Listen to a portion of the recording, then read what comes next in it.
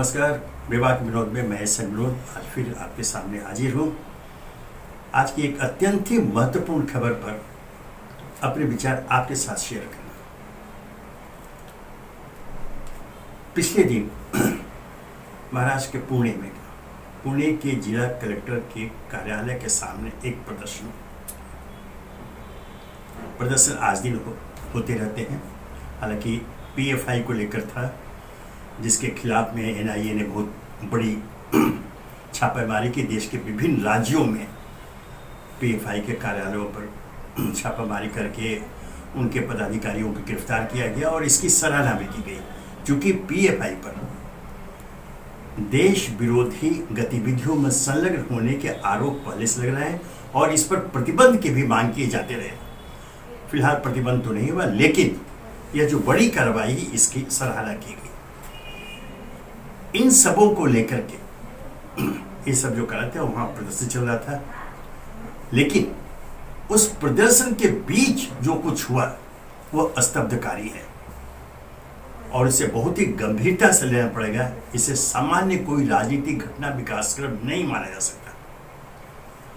प्रदर्शन कर रहे प्रदर्शनकारियों ने पाकिस्तान जिंदाबाद, जी हां, पाकिस्तान जिंदाबाद के नारे लगाए।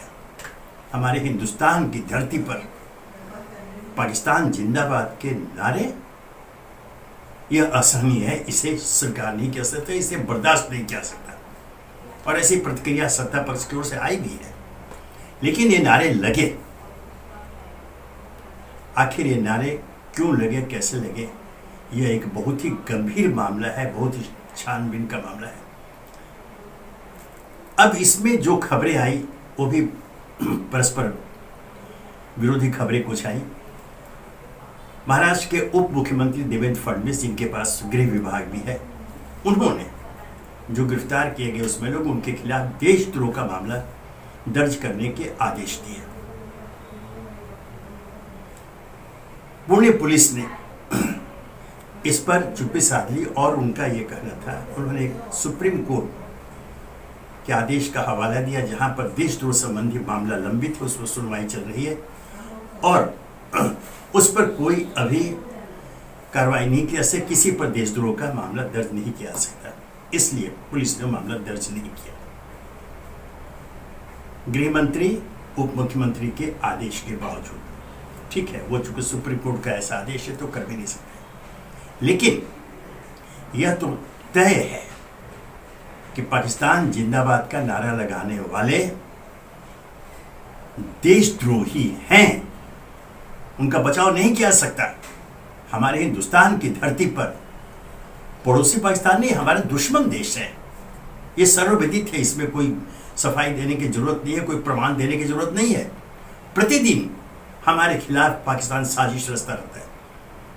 सीमा पर, सीमा के अंदर जो उनके घुसपैठिए पहले से घुसे बैठे हैं, यहां उन्होंने आतंकी कार्रवाई कर देश में एक असहज माहौल तैयार कर दिया है।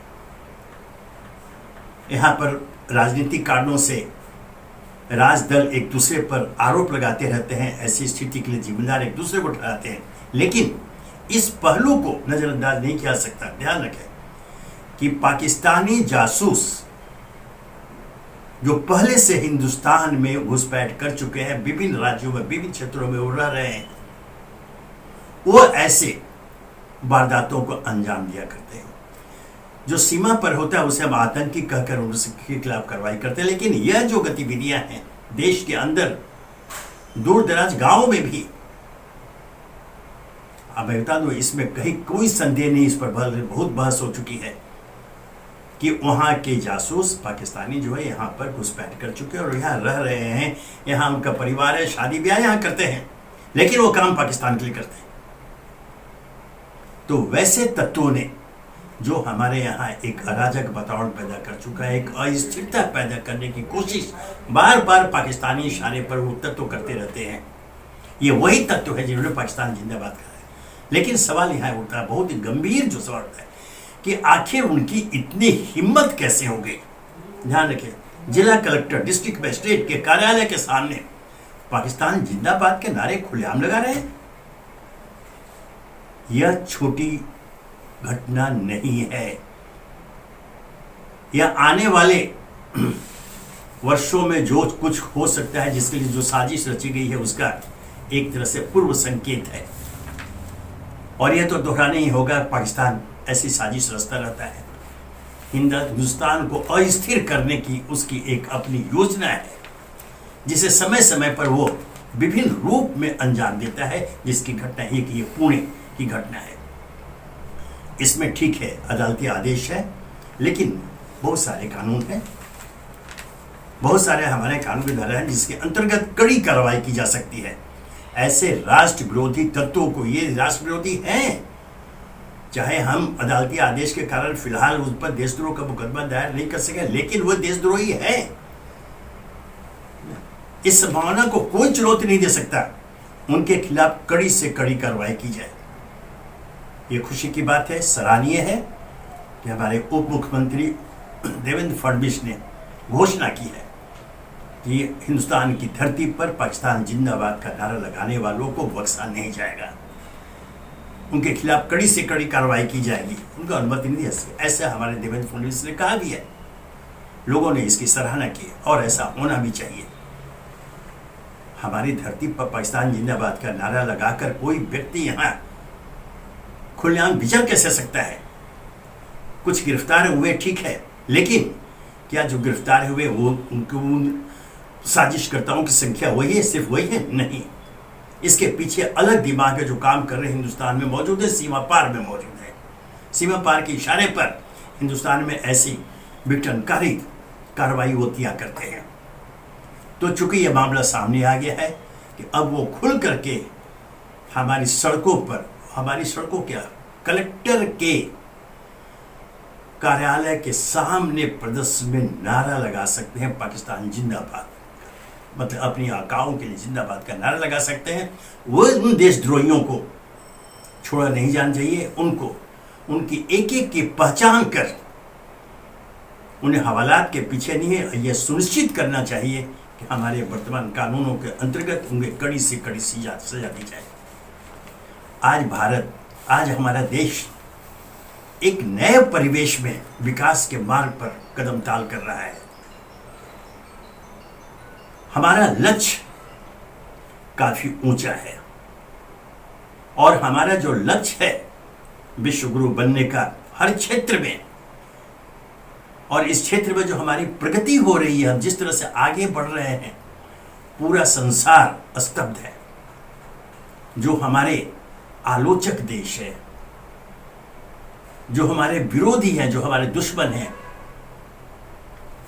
उनकी नींद हराम हो गई है, उनकी चिंताएं बढ़ गई है भारत की इस प्रगति को देखते हुए। वो नहीं चाहते कि भारत में शांति कायम रहे, भारत विकास के मार्ग पर आगे बढ़े, इसलिए ऐसी घटनाओं को अंजाम देते हैं। जैसे मैंने कहा दोहराना ही होगा कि पाकिस्तान जिंदाबाद का नारा कलेक्टर ऑफिस के सामने लगाकर उन्होंने संकेत दे दिया है कि आने वाले दिनों में ऐसे साजिशकर्ताओं की मंशा क्या है और ऐसी कई घटनाओं को अंजाम देना चाहेंगे। इसलिए जैसा देवेंद्र फडणवीस ने कहा है कि उन्हें बख्शा नहीं जाएगा। जनता, यहाँ के महाराष्ट्र की जनता नहीं, देश की जनता इंतजार करेगी कि उन तत्वों के खिलाफ क्या कार्रवाई की गई। अदालती दांवपेच, कानूनी दांवपेच अपनी जगह, पूरा देश एकमत है कि ये तत्व देशद्रोही हैं। पाकिस्तान जिंदाबाद का नारा लगाने वाले देशद्रोही हैं, हिंदुस्तान की हितैषी नहीं है, हिंदुस्तानी नहीं है। उनकी पहचान कर कार्रवाई जरूर करनी चाहिए। इस दिशा में शासन की ओर से कदम उठाए भी गए हैं और उम्मीद है कि चूंकि घटना कोई छोटी घटना नहीं है, ये देश के खिलाफ किसी बड़ी साजिश का पूर्व संकेत है।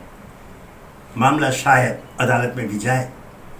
जो अदालती जो पेच है इनके ऊपर देशद्रोह का मुकदमा करने के, शायद सरकार इसे लेकर अदालत में पहुंचे भी, और ऐसी आशा की जा सकती है कि सरकार के पक्ष में अदालती फैसला आएगा। क्योंकि जब वो खुलेआम नारा लगा रहे हैं हमारे देश के खिलाफ, तो देशद्रोही ही है। हमारे दुश्मन देश के जिंदाबाद का नारा लगा रहे हैं, वो देशद्रोही ही है। इसमें कोई बहस की आवश्यकता ही नहीं है। पुलिस एवं विभाग वो सबूत इकट्ठा कर लेंगे, लेकिन जो सामने है, जो प्रत्यक्ष है, यह है वह कि पाकिस्तान जिंदाबाद का नारा लगाने वाले देशद्रोही हैं। उनके खिलाफ देशद्रोह के मुकदमे दायर होने चाहिए, उनके खिलाफ कड़ी से कड़ी कार्रवाई होनी ही चाहिए, ताकि भविष्य में दुश्मन देश के जाल में कोई हमारा हिंदुस्तानी न फंसे। क्योंकि ध्यान रखें, यह जो नारा लगाने वाले कोई पाकिस्तानी नहीं है, हिंदुस्तानी है, हिंदुस्तान के नागरिक हैं। वह किसी जाल में फंस गए हैं पाकिस्तान के, जो उनके लिए काम करे। हाँ, उनके कुछ घुसपैठिए जो यहां आकर के बस गए हैं और पाकिस्तान के लिए काम करते हैं, वह मानसिक रूप से कुछ फ्रस्ट्रेटेड एलिमेंट हर समाज में होते हैं, हर देश में होते हैं। उन्हें अपने पक्ष में था पाकिस्तान के पक्ष में करने के लिए तैयार करते रहते हैं। इन तत्वों को भी पहचान जरूरी है।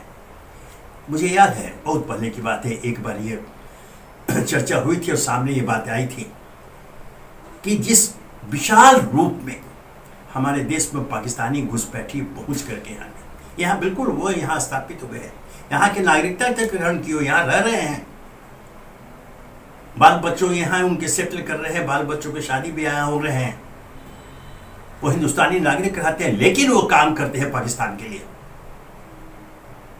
इसके प्रमाण मिले थे, बहुत पहले की बात है, उसके बाद से उसको आगे चर्चा नहीं हुई। लेकिन पुणे की कल की इस घटना के बाद उस घटना की याद आती है, जब उसमें बात हुई थी। यहाँ तो समाज के हर क्षेत्र में, हर भाग में, हर जगह पाकिस्तानी जासूस हिंदुस्तानी वेश में यहाँ पर स्थापित होकर के अपने आका पाकिस्तान के लिए काम कर रहे हैं। इनकी पहचान अब जरूरी है, चूंकि भारत जिस दौर में है, विकास के जिस मार्ग पर अग्रसर है, उसमें कोई अवरोधक हमें स्वीकार्य नहीं है। वो अवरोध पैदा करेंगे, जिसका ये एक प्रमाण है, यह भी एक साजिश का अंग है। वो नहीं चाहते कि भारत विकास के मार्ग पर कदम ताल करता हुआ आगे बढ़े और सफलता की ऊंचाइयों को छू ले, वो नहीं चाहते हैं।